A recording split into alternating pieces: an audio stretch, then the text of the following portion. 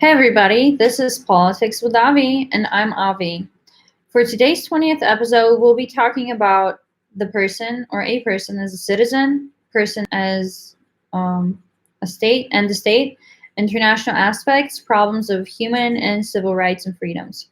Underlining all institutions at the heart of all collectives is the person's personality, which in state relations is like the personality of a citizen. All collectivities are generated by her and at the end of the account exist only for her. The personality of a person in politics is the main reality. Politics often does not think about the personality immersed in the fate of collectivity, but this point of view is short sighted, not noticing the essence behind the form. Here you can say to politics, what is your use if you gain the whole world and lose your soul? All collectivities, society, the state, all this makes sense only as an environment for the development and life of the individual. All collectivities are always the way that a personality can create them. And if we weaken and strengthen creativity, we ruin all collectivities. And all the seemingly slender and deepest thoughtful forms of state relations will actually be rotten and insignificant. Even from the point of view of a politician who cherishes only a great state, his genius is arranged. There is no use if he destroys a person to acquire peace. He will not create anything great without her, and having eliminated the stocks of power and creativity of the individual accumulated before him, quickly lead the state to insignificance and decay. Thus, the issue of personality is directly included in politics. When arranging public and state institutions, considering the conditions for their perfection, politics should never forget the question: how do they conform to the personality, and how do their actions reflect on it?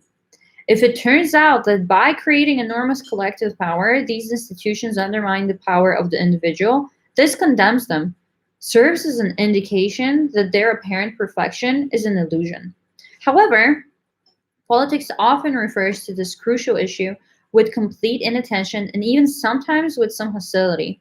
If, in general, in all states, some concessions are made in favor of the individual, then often this is done as if involuntarily, as a result of the protest of the individual and its opposition to state plans that are strangling it.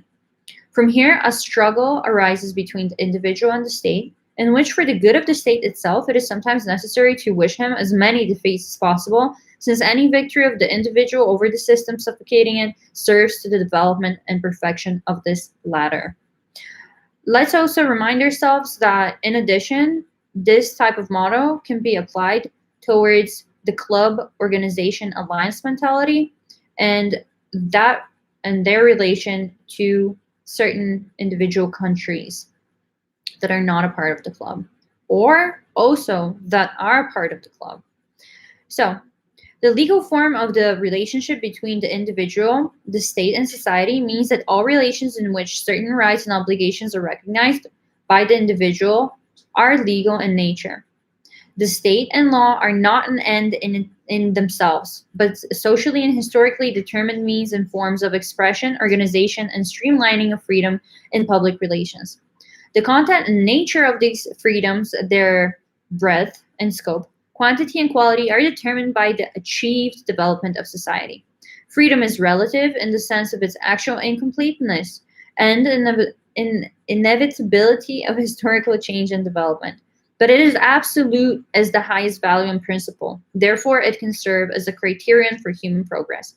Freedom is protected by state, legal forms and means. The law acts as a universal and equal scale of this freedom. In the process of exercising the rights of freedoms, an important role is played by the obligation of the individual to the state and the state to the individual.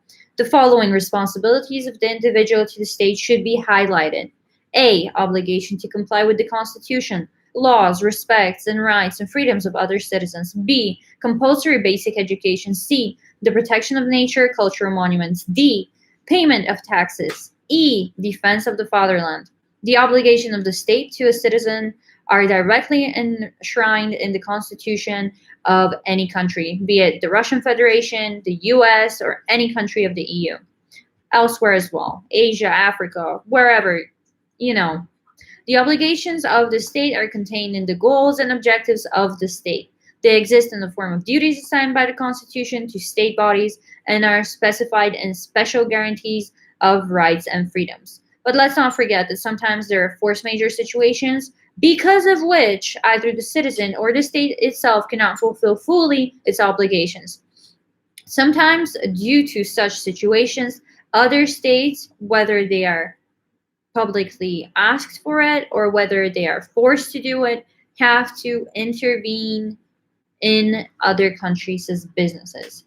Also, because we're living in the 21st century, individual rights and human rights are becoming more and more important, and getting involved to protect them has not only become a goal of the UN, but also a goal of many other countries of our contemporary world. So, guys, keep safe and see you guys next time. Thank you so much for joining me. Take care.